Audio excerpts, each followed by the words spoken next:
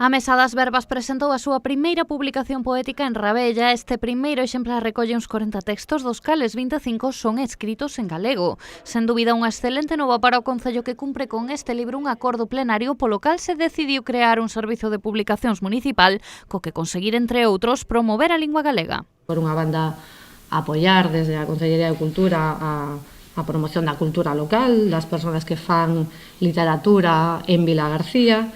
O eido literario pois, é un eido que hai que coidar, e pensamos que neste sentido, poñendo a disposición estes medios para que sirvan de plataformas creadores locais, pois é un apoio importante para que podan difundir os seus traballos e o potencial literario que hai en Vilagarcía pois lle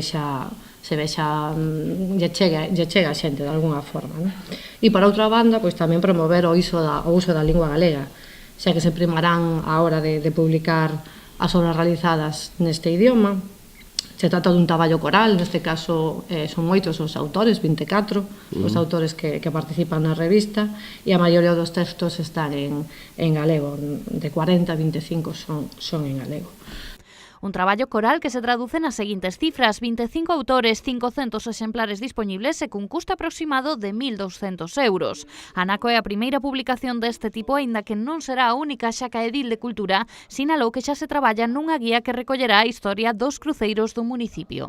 E, pois, desde a Consellería de Cultura damos este primer paso. Haberá máis publicacións, tamén xa está en mente facer unha guía cos cruceiros. Se está facendo un traballo sobre os cruceiros de Vilagarcía, e tamén haberá despois unha publicación na que xa se está traballando, pero hai os pasos de edición, de concreción, de como se fan as imaxes e demais. Leva bastante tempo.